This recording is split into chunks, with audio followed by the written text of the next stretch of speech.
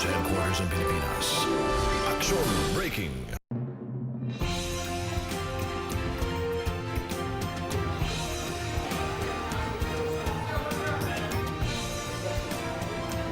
Magandang hapon, ako si Twink Makaraig. Narito ang mga balita sa oras na ito. Ibinasura ng COMELEC ang petisyon ng una na huwag munang ituloy ang partial proclamation ng ilang senador ngayong gabi.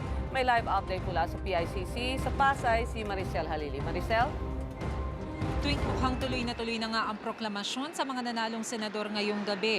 Kanina kasi ay inanunsyo na ni COMELEC Chairman Sixto Brillantes na binabasura na nila ang mosyon ng unang coalition na nagre-request na ipatigil muna ang proklamasyon ngayong gabi dahil daw sa mabagal na pagdating o pagtatransmit ng mga Certificate of Canvass dito sa command center ng COMELEC sa PICC. Hindi pa ibinibigay ni COMELEC Chairman Sixto Brillantes ang naging basehan nila sa pagbasura ng petisyon, pero ang sinabi niya kanina ay unanimous daw ang kanilang naging decision dito. Bukod dito, bago pa man inilabas ang desisyon ay meron ding 4 na nag-oppose sa petisyon ng una, kabilang na nga dito ang Liberal Party at ang mga nangungunang senatorial candidates na sina Grace Poe, Cheese Escudero at Alan Peter Cayetano, maging si Coco Pimentel. Wala pang ibinibigay na pahayag itong si COMELEC Chairman Sixto Brillantes matapos nga niyang i-anunsyo na binabasura na nila ang petisyon ng una. Pero bago niya i-anunsyo ito, kaninang tanghali matatandaan natin na sinabi ni Chairman Brillantes na target nila na makapagproklama ng mga nanalong senador at least mga 5 o 6 daw sa mga nanalong senador mga bandang alas 7 ngayong gabi. Pero sa kasalukuyan ay nasa 66 pa lamang na Certificate of Canvass out of 304 COCs ang nakakanvas nila. At bibigyan ko kayo ng pinaka-latest update kung sino-sino pa nga rin ba ang nangunguna sa senatorial race. Ito ay base sa tala na ibinigay sa atin ng COMELEC, pero ibinigay nila sa atin ito in alphabetical order at tayo lamang ang nag-arrange base sa pinakamalaking boto na nakalap ng mga kandidato. Nangunguna pa rin si Grace Poe na may 6,504,294 votes. Pumapangalawa si Loren Legarda na may 5,967,495 votes. Pumapangatlo na si Alan Peter Cayetano at pang-4 si Cheese Escudero, pang-5 si Nancy Binay, pang-6 si Sonny Angara, pang-7 si Bam Aquino, pang-8 si Coco Pimentel, pang-9 si Antonio Trillanes, pang-10 si Joseph Ejercito o si JV Ejercito. Pasok na sa pang-11 si Cynthia Villar at pang-12 naman si Gringo Onasan. Nalaglag na sa Magic 12 si Richard Gordon na nasa pang-13 ngayon, pang-14 si Mig Zubiri at pang-15 si Jackie Enrile na merong 3,686,140 votes.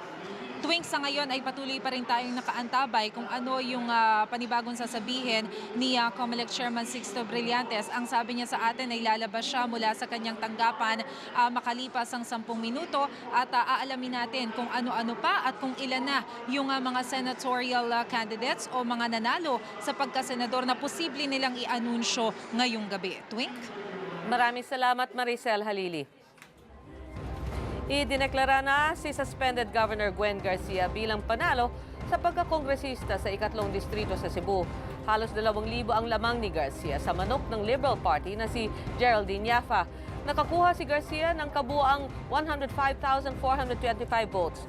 Si Gwen Garcia pa lang ang naiproklama sa mga Garcia na tumakbo sa Cebu. Ang kanyang kapatid na si Representative Pablo John Garcia na gubernatorial candidate at ama na si Deputy Speaker Pablo Garcia na tumatakbo sa 2nd distrito ay nalalamangan pa rin ng kalaban sa bilangan ng boto. Narito naman ang headlines ngayong Huwebes. Divisoria Mall, mahigit 16 na oras nang nasusunog. Apoy, posible pa raw lumaki dahil sa LPG tank sa loob ng mall. COMELEC idedeklara ang unang 5 o 6 na nagwaging senador ngayong gabi. Hirit ng una na huwag munang ituloy ang proklamasyon, ibinasura. Taiwan nagpataw ng red alert sa pagbiyahe sa Pilipinas. Apology sa pagkamatay ng Taiwanese fisherman, di raw umabot sa deadline. At Alaska Aces nilampaso ang Ginebra San Miguel sa Game 1 ng Commissioner's Cup Finals. Makinig lang sa Radyo 5 92.3 News FM at mag-log on sa news5.com.ph para sa walang patid na balitaan ng News 5 everywhere. Abangan ang iba pang maiinit na balita sa aksyon mamayang alas 6 ng gabi. Ako si Twig Pacaraig, narito na ulit ang Christy for Minute. Higit sa balita, aksyon,